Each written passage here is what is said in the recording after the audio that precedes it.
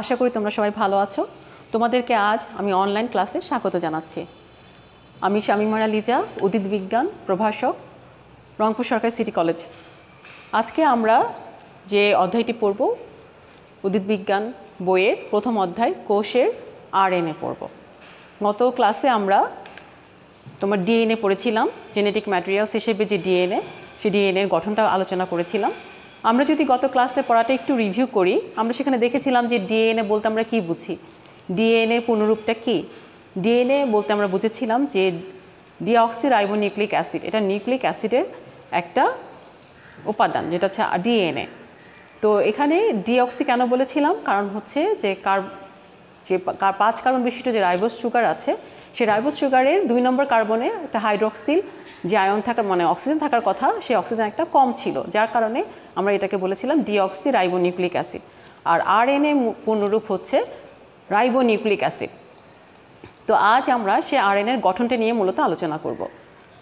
দেখো, আরএনএ যার পূর্ণরূপ হচ্ছে রাইবোনিউক্লিক অ্যাসিড, এটা কোষের প্রায় 90%ই, কোষের 90%ই সাইটোপ্লাজম থাকে আরএনএ, এবং বাকি 10% থাকে নিউক্লিয়াসে।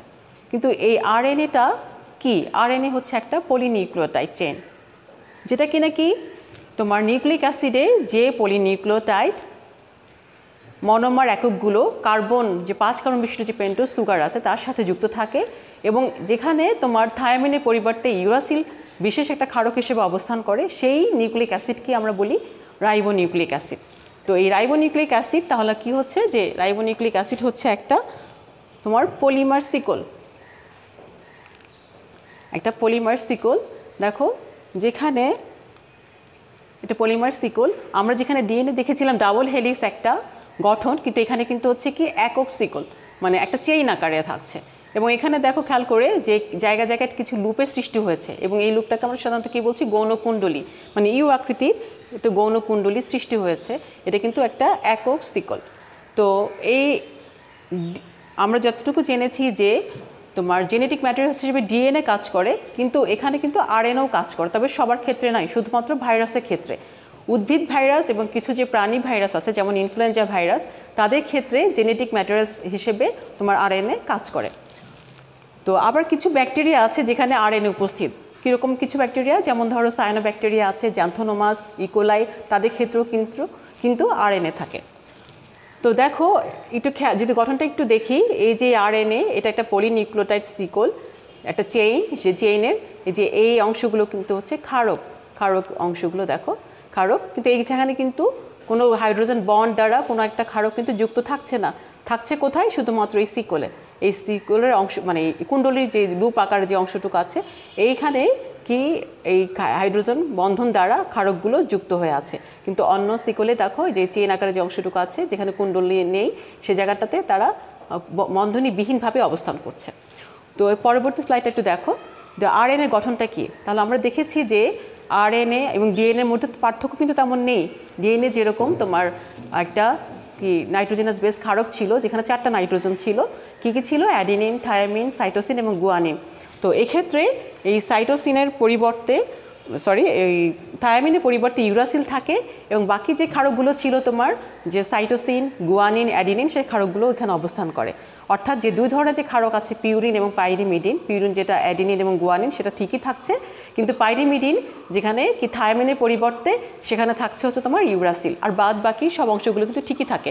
আর তাহলে কি হচ্ছে, একটা আরএনএ গঠনে কী কী থাকছে? একটা আরএনএ গঠনে থাকছে 5 কার্বন বিশিষ্ট একটা পেন্টোজ সুগার, যেটাকে আমরা বলছি রাইবোজ সুগার। থাকছে তোমার এক নাইট্রোজেনাস বেস ক্ষারক, 4 ধরনের ক্ষারক, অ্যাডিনিন, গুয়ানিন, সাইটোসিন এবং ইউরাসিল, আর সাথে থাকছে ফসফরিক অ্যাসিড। এখানে ডিএনএতে যেরকম আমরা দেখেছিলাম যে অ্যাডিনিনের সঙ্গে থায়ামিন ডাবল বন্ড দ্বারা যুক্ত থাকছে, হাইড্রোজেন বন্ড দ্বারা, ঠিক এখানেও কিন্তু তোমার এখানেও দেখা যাচ্ছে কি যে ইউরাসিল এবং অ্যাডিনিনের সঙ্গে ডাবল বন্ড থাকছে, হাইড্রোজেনের ডাবল বন্ড দ্বারা যুক্ত থাকছে। আর গুয়ানিন সাইটোসিন সেটা 3টা হাইড্রোজেন বন্ড দ্বারা যুক্ত থাকে। এর পরবর্তী স্লাইডটি দেখো, এর প্রকারভেদ কী। সাধারণত আরএনএকে কার্যানুসারে দুই ভাগে ভাগ করা যায়, একটা হচ্ছে জেনেটিক আরএনএ আর একটা হচ্ছে কি নন জেনেটিক আরএনএ। আমরা নাম শুনেই বুঝতে পারছি যে জেনেটিক আরএনএ কেন বলা হচ্ছে। জেনেটিক আরএনএ মানে হচ্ছে বংশগতীয় আরএনএ, মানে যেখানে আরএনএটা জেনেটিক বস্তু হিসেবে কাজ করে সেই আরএনএকে বলা হয় জেনেটিক আরএনএ। এরা কিন্তু নিজ সহায়ক এনজাইম সংশ্লেষণ ক্ষেত্রে এবং প্রোটিন আবরণ সৃষ্টি করে।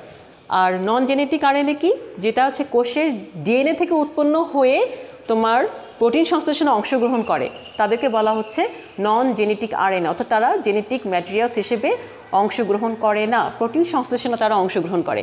এই আরএনএ প্রোটিন সংশ্লেষণে নির্দিষ্ট ভূমিকা পালনের উপর ভিত্তি করে আবার তিন ভাগে ভাগ করা যায়, মানে এই আরএনএকে। সেটা হচ্ছে কি, একটা হচ্ছে বার্তাবহ আরএনএ, যেটাকে আমরা বলছি মেসেঞ্জার আরএনএ, একটা হচ্ছে পরিবাহক আরএনএ, যেটা হচ্ছে তোমার ট্রান্সফার আরএনএ, এবং একটা হচ্ছে রাইবোজোমীয় আরএনএ বা রাইবোজোমাল আরএনএ।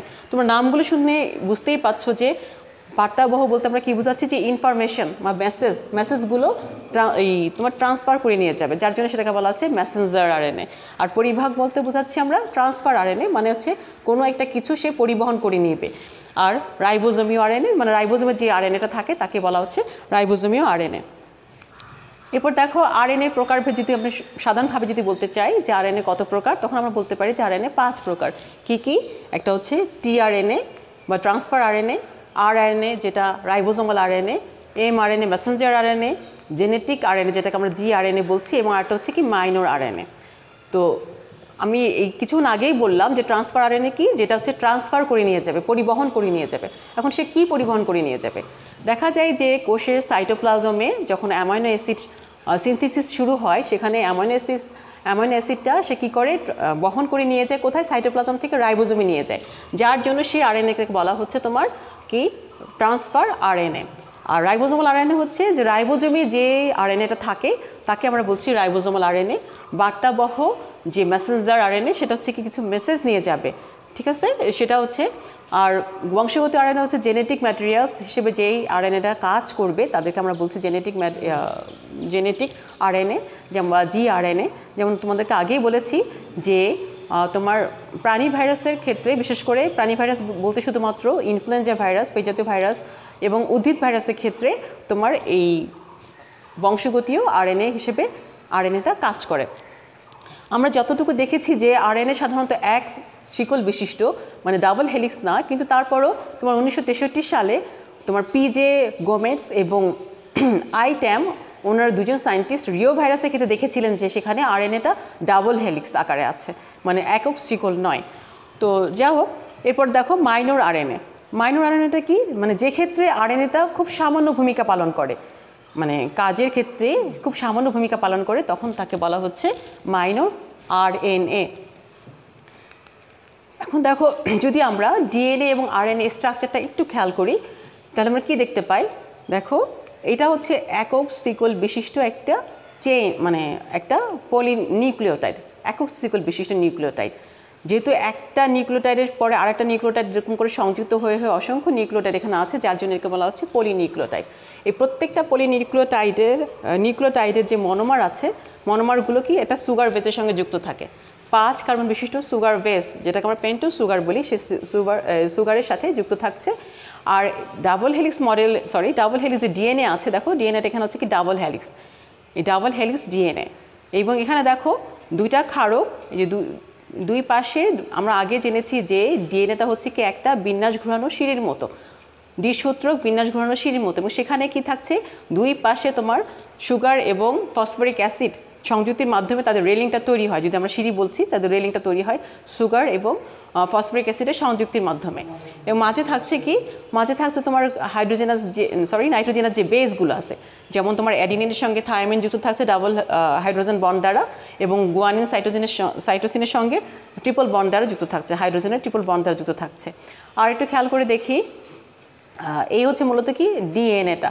আর এখন দেখো আরএনএটা কি, আরএনএ কিন্তু যেহেতু এক সিকল বিশিষ্ট, সুতরাং সেখানে কিন্তু হাইড্রোজেন বন্ড দ্বারা তোমার এই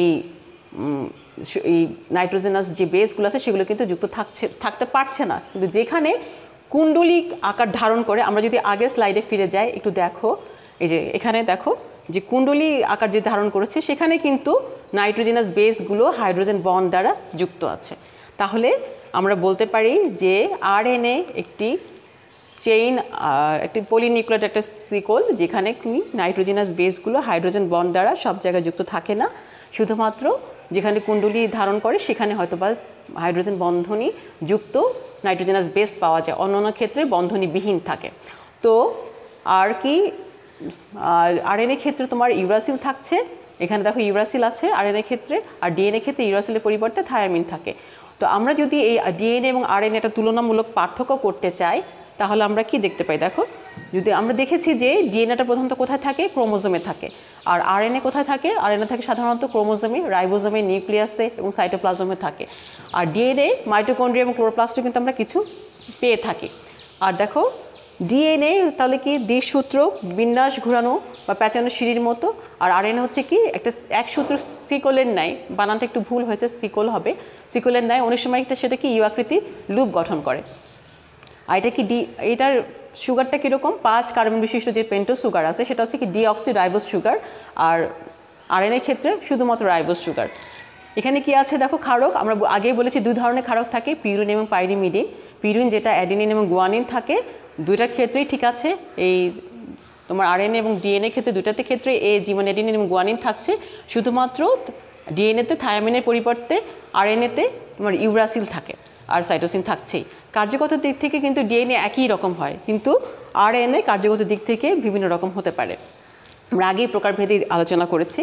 তো অনুলিপন যে আমরা রেপ্লিকেশন করব, রেপ্লিকেশনের মাধ্যমে নতুন ডিএনএ তৈরি হয়, একটা ডিএনএ থেকে আরেকটা ডিএনএ তৈরি হতে পারে। আবার এমনও হতে পারে যে রিভার্স যে ট্রান্সক্রিপশন হয়, সেই রিভার্স ট্রান্সক্রিপশনের মাধ্যমে কিন্তু ডিএনএ তৈরি হওয়া সম্ভব। কিন্তু আরএনএ ক্ষেত্রে যে ট্রান্সক্রিপশনের মাধ্যমে ডিএনএ থেকে আরএনএ তৈরি হয়, কোনো অনুলিপন হয় না, কোনো রেপ্লিকেশন কিন্তু এখানে হয় না।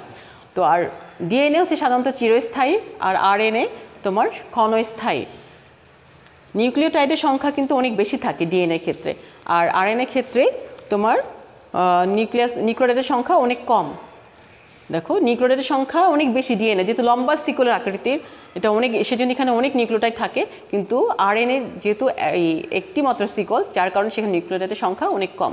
আর ডিএনএ জেনেটিক বস্তু হিসেবে কাজ করে, আরএনএ জেনেটিক বস্তু হিসেবে কাজ করে না, শুধুমাত্র ভাইরাস ব্যতীত। রেপ্লিকেশনে সক্ষম, ডিএনএ রেপ্লিকেশন করতে পারে, আর আরএনএ ক্ষেত্রে রেপ্লিকেশন সক্ষম নয়। বংশগতির ধারক বাহক হিসেবে ডিএনএ সবসময় কাজ করে, কিন্তু আরএনএ বংশগতির ধারক বাহক হিসেবে কাজ করে না। সেটা শুধুমাত্র ভাইরাসের ক্ষেত্রে হয়তো বংশগতি বস্তু হিসেবে কাজ করতে পারে, তার প্রধান কাজ হচ্ছে প্রোটিন সিনথেসিস করা। এবং আর প্রধান ডিএনএ কিন্তু প্রধান বিপাকীয় কার্যাবলী নিয়ন্ত্রক হিসেবেও কাজ করে। তো এই হচ্ছে আজকে আমাদের মূলত তোমার ডিএনএ এবং আরএনএর মধ্যে তুলনামূলক আলোচনা, এবং আরএনএ সাধারণত আমি শুধু গঠন এবং তার প্রকারভেদটা নিয়ে আলোচনা করলাম। নেক্সট ক্লাসে আমরা এই ডিটেলস আলোচনা করব। তো তোমরা সবাই ভালো থাকো, সবাইকে ধন্যবাদ জানাচ্ছি।